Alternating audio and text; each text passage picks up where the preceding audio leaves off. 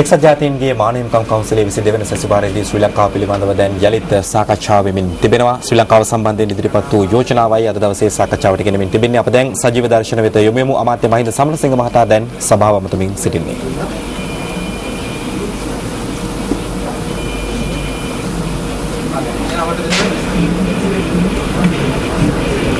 ஐக்கிய நாடுகள் சபையின் மனிதுரிமைகள் பேரவையின் 22வது கூட்டத்தொடரின் இந்திய நிகழ்வில் இலங்கை தொடர்பான அந்த பிரேரணை தொடர்பான கருத்துக்கள் தெரிவிக்கப்பட்டிருக்கின்றன. தற்போது மனிதுரிமைகள் பேரவையின் இன்றைய அமர்வு ஆரம்பமாக இருக்கிறது. அமைச்சர் மஹிந்த சமரசிங்க அன்று உரையாற்றிக் கொண்டிருக்கின்றார். அது தொடர்பான காட்சிகளோடு தற்போது இணைந்து கொள்ள நாங்கள் தயாராக இருக்கிறோம். Yes, the draft resolution, the US-sponsored draft resolution on Sri Lanka will be considered today in order of submissions at the United Nations Human Rights Council sessions. Let's cross over live to the United Nations Human Rights Council sessions in Geneva. Unacceptable despite its several revisions. While Sri Lanka did not recognize Resolution 19/2, and while many members and observer states of the Council felt that it was ill-conceived and unwarranted, we note that the government of Sri Lanka nevertheless undertook several substantive measures in the reconciliation process since last March, including the inauguration of a time-bound action plan in July 2012 for the implementation of the recommendations of the UNHRC, whose implementation is ongoing.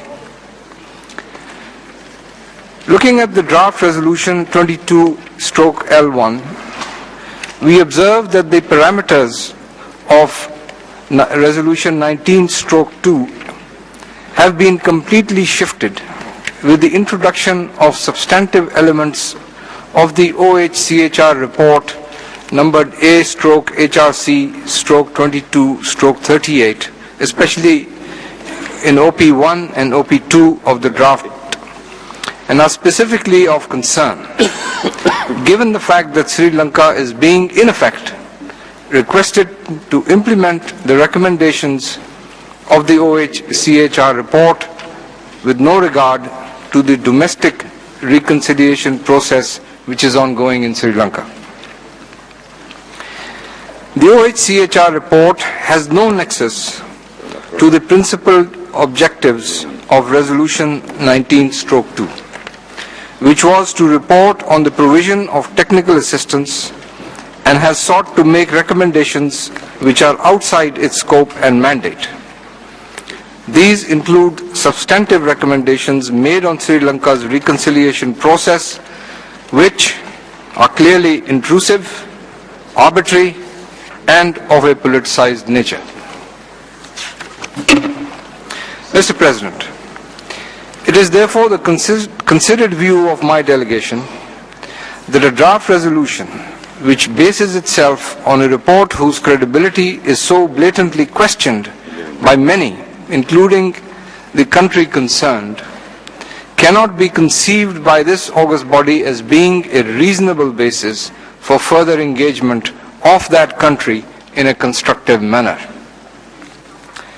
More importantly, we regret to note that the substantive amendments which were proposed on the draft text by my delegation and others, and supported by several delegations during the informal sessions, specifically on OPs 1 and 2, to bring some semblance of balance to this text, have been disregarded.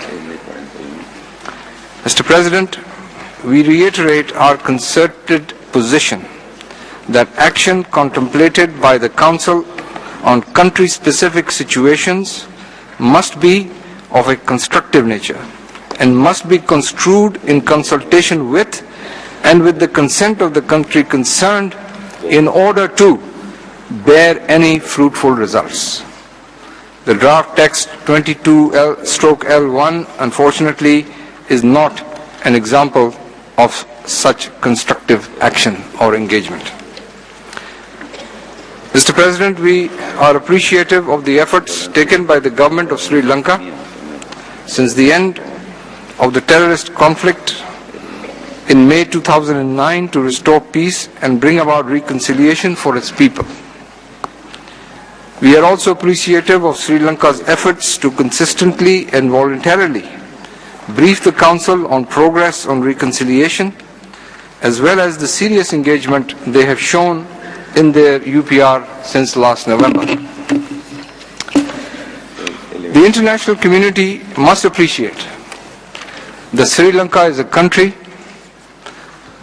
that has suffered much under the ruthless onslaught of externally sponsored and funded terrorism for nearly 30 years. As a country that continues to combat terrorism, we have some understanding of the formidable challenges faced by Sri Lanka in its post-conflict phase. Sri Lanka needs to be given the time and the space to address those challenges in a comprehensive manner by completing its domestic reconciliation process. What it does not need is to be subjected to highly critical and intrusive decisions by this Council.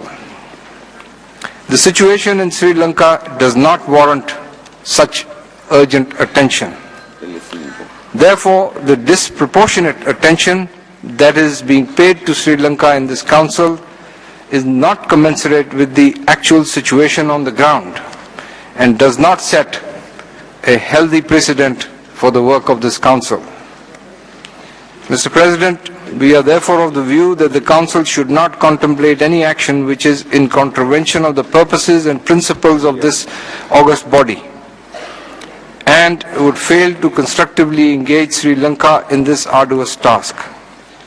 Such action could in effect negatively impact on the ongoing reconciliation process and also set a bad precedent of general significance to all states. Throughout the 30 years that Sri Lanka has faced terrorism sponsored from abroad and funded from abroad, it has maintained its democratic institutions and has remained true to its democratic traditions. A country like Sri Lanka needs to be helped, not criticized and chastised. For these reasons, Mr. President, my delegation calls for a vote on this resolution, and we will vote against this resolution. Thank you. Thank you, Excellency. I will now give the floor to Distinguished Ambassador of India.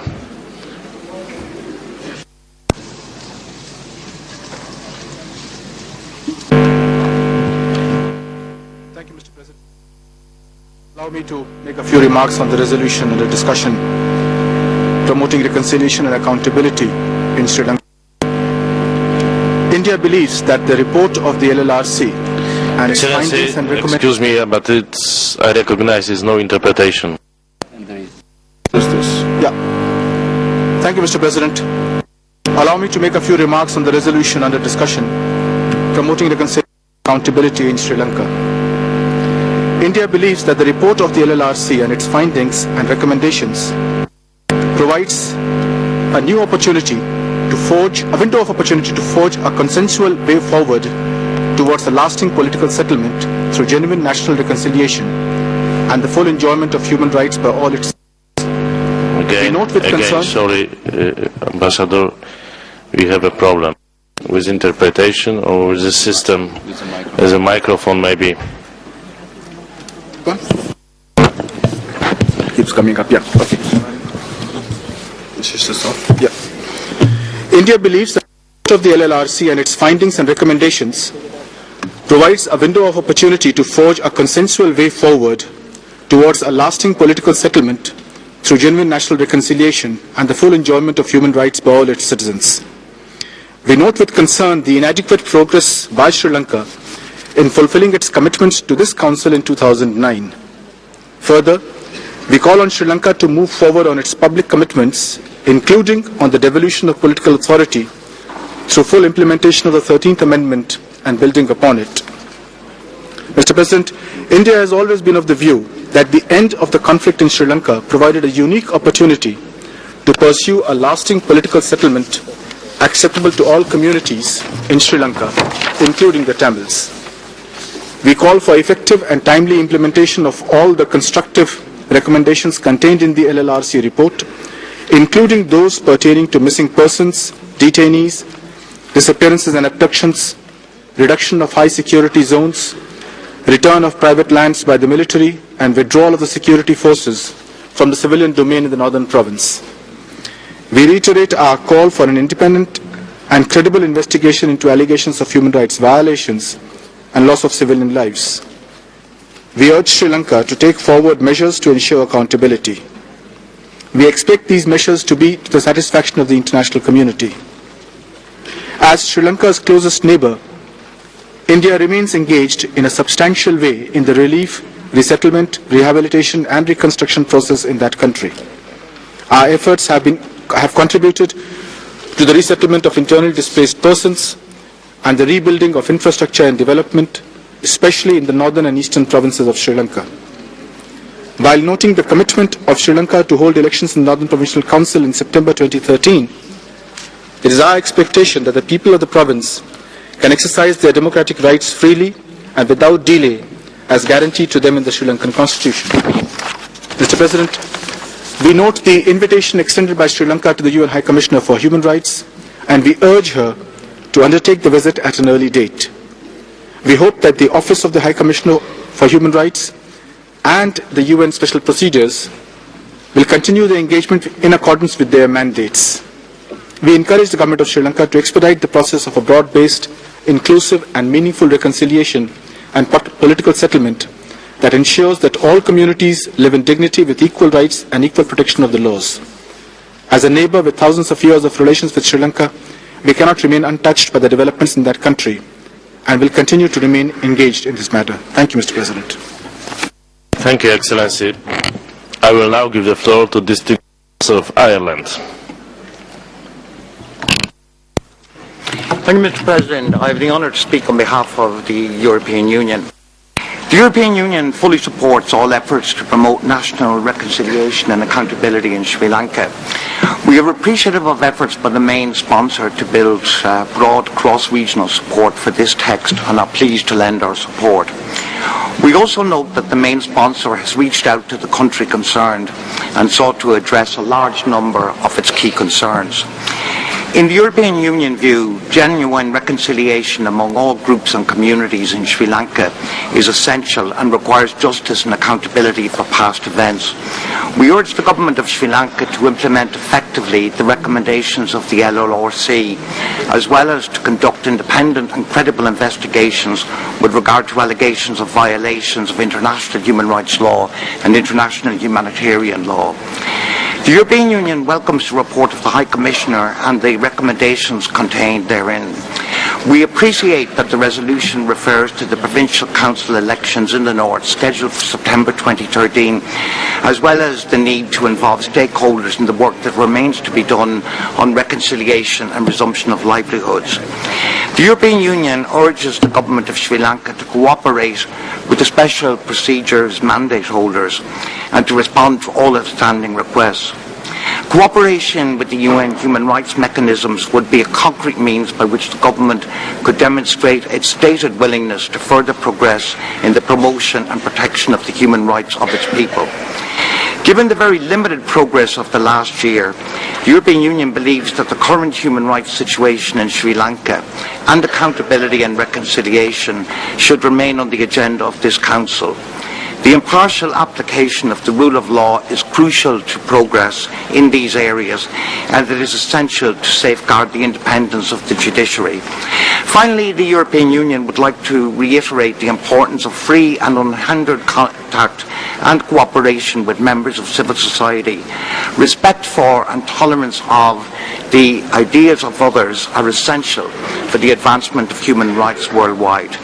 The European Union member states that are members of the Council will support this draft resolution. Thank you, Mr. President.